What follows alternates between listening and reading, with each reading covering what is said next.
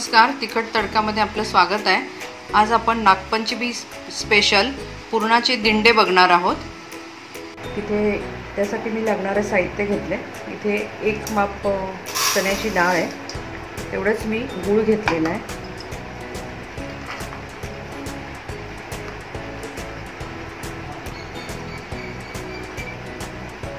तेवढाच गूळ घेतलेला आहे।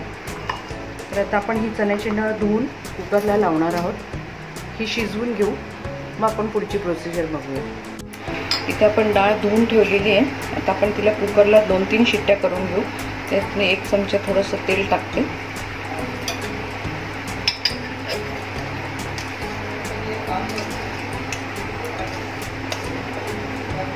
मी पाणी जरा जास्त ठेवले। ह्याचं वरचं जे पाणी येईल ते आपलं कट म्हणून येतं, ते आपण कटाची आमटी करू शकतो। त्यासाठी मी पाणी जास्त ठेवले। आता आपण हे कुकरमध्ये ठेवूया।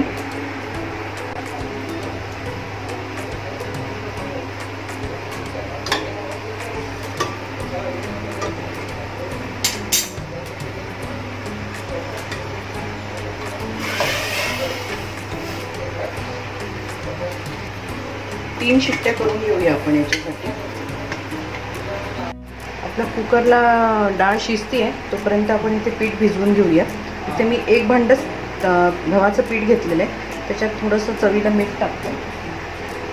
इथे तेलाचं कडकडीत मोहन आहे।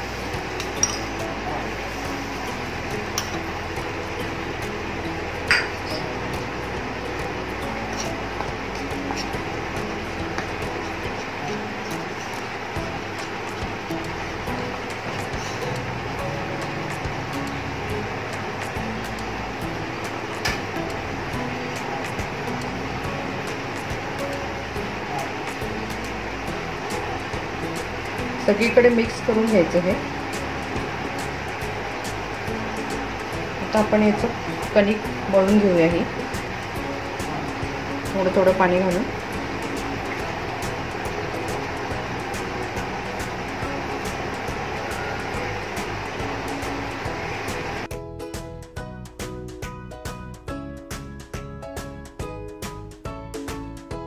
इथे आपली कणिक मळून तयार झालेली आहे।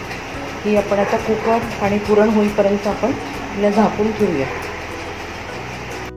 इथे आपण कुकर लावला होता, डाळ शिजायला ठेवली होती, ती आपली शिजून झाली आहे। त्याचं आपण आता हे पाणी काढून घेऊया। ते पाणी तुम्ही जर कटाची आमटी करणार असाल तर त्याच्यामध्ये वापरू शकता, पण समजा नसेल करायची तर मग भाजीमध्ये, पातळ भाजीला वगैरे तुम्हाला पाणी घालायचं असेल तर तुम्ही त्याचा वापर करू शकता।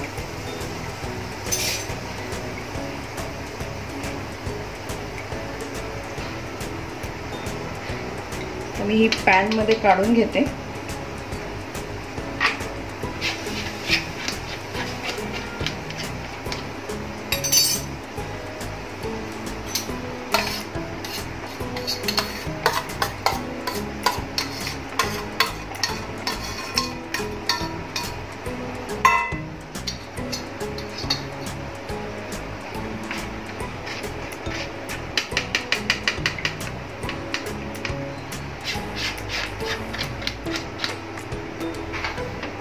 आपण यामध्ये गूळ घालूया।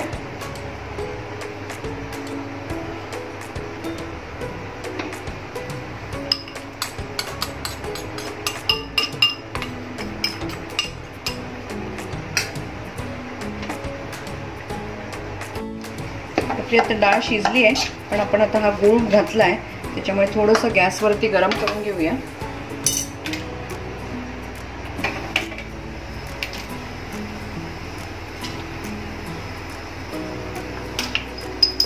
त्यामध्ये आपण वेलची पूड घालूया।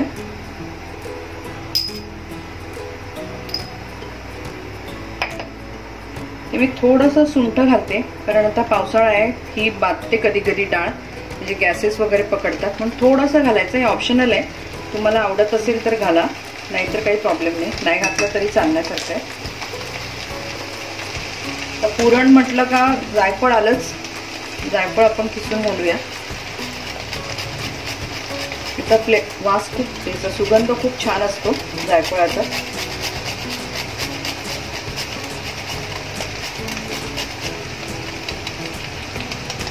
आपण हे चांगलं शिजू देऊ, म्हणजे काही थोडेफार गुळाचे खडे असतील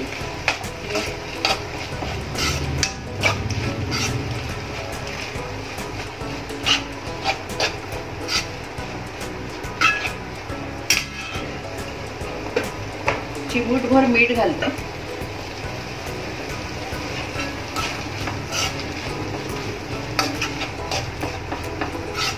आता हे एकजीव होऊ देऊया. पुरण चांगलं कोरडं झालंय. आपल्याला हे आता काही जास्त पुरणाच्या पोळीसारखं बारीक करून नाही घ्यायचंय. स्मॅशरने थोडंसं त्याचे दाणे काही राहिले पाहिजेत. खाली उतरवते. स्मॅशरने आपण त्याच्यात थोडंसं स्मॅश करून घेऊया. पोळीसारखं पुरणपोळीला जसं एकदम बारीक करून घेतो तसं करायचं नाहीये. म्हणजे तुमच्या आवडीप्रमाणे. कारण आमच्याकडे कडबू हे असेच केले जातात. दिंडे, कडबू नाही सॉरी दिंडे. तर ते थोडीशी डाळ दाताखाली आली की चांगली लागते. तुम्हाला जर आवडत असेल तर तुम्ही स्मॅश करून घेतलं तरी चालेल, काही प्रॉब्लेम नाहीये. आता आपण हे गार झालं की आपण आता दिंडे करायला घेऊ. मी अर्धी ओबडधोबड ठेवली आहे. इथे आपली आता कणिक छान भिजली पण आहे, मुरली गेली आहे. तर आपण दिंडे करायला घेऊया.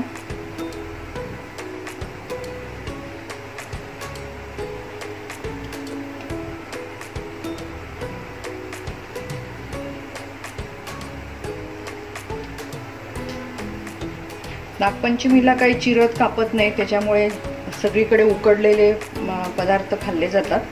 त्यामुळे हा बनवला जातो पदार्थ. प्रत्येक ठिकाणी वेगवेगळी पद्धत आहे. कोणी कानवले बनवतं, ते पण आपण एक दिवस बघूया कानवले. इथे आपलं पुरण बघा एकदम मस्त झालेलं आहे. थोडीशी डाळ त्याच्यामध्ये दिसतीये, तर ती ठेवली मी. तुम्हाला बारीक करायचं तर तुम्ही करू शकता, काही प्रॉब्लेम नाही त्याला. आता आपण हे लाटून घेऊया.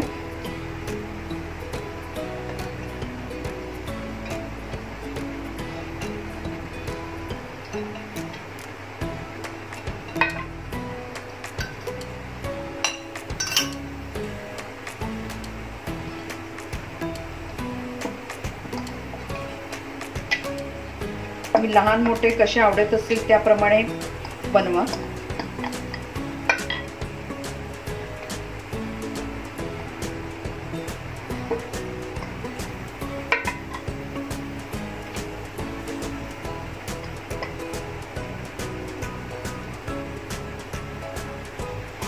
तेल तुपाचा हात लावते, तुम्ही तेलही लावू शकता, काही प्रश्न नाही. आता आपण ह्याच्यावरती हे सारण घालूया, पुरण.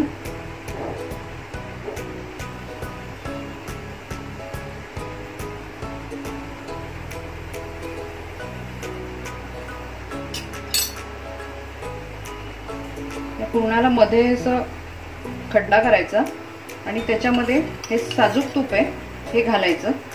इथे नाही घातलं तरी चालेल. मी एक असा दाखवते आणि एक आपल्या नेहमी प्रकारे करतो तसं बघूया. ह्याच्यावरती हे दाबून घ्यायचं असं पॉकेट थोडक्यात.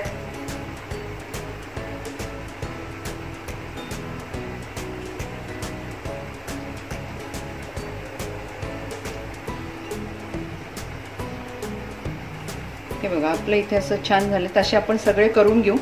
इथे मी चाळणी घेतली आहे ही, त्याच्यामध्ये थोडासा ओलसर करून कपडा ठेवलाय. तुम्ही खाली तूप लावून ठेवलं तरी चालण्यासारखं आहे. आणि आपण आता हे त्याच्यामध्ये हे ठेवूया. असेच मी आता लाटून घेते.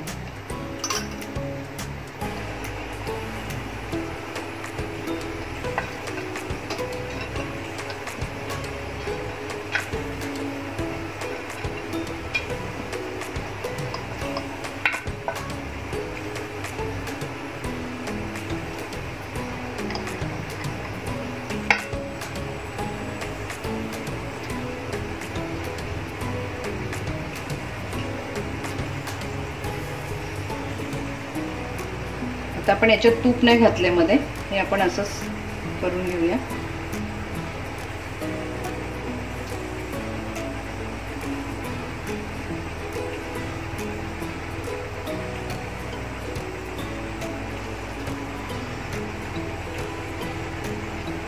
चाळणीला तूप लावून घेतलंय. तुपाचा हात. पाणी गरम करायला ठेवलंय आणि आपण आता हे त्याच्यावरती वाफवायला ठेवूया. तुमच्याकडे स्टीमर असेल तर स्टीमर मध्ये पण ठेवू शकता.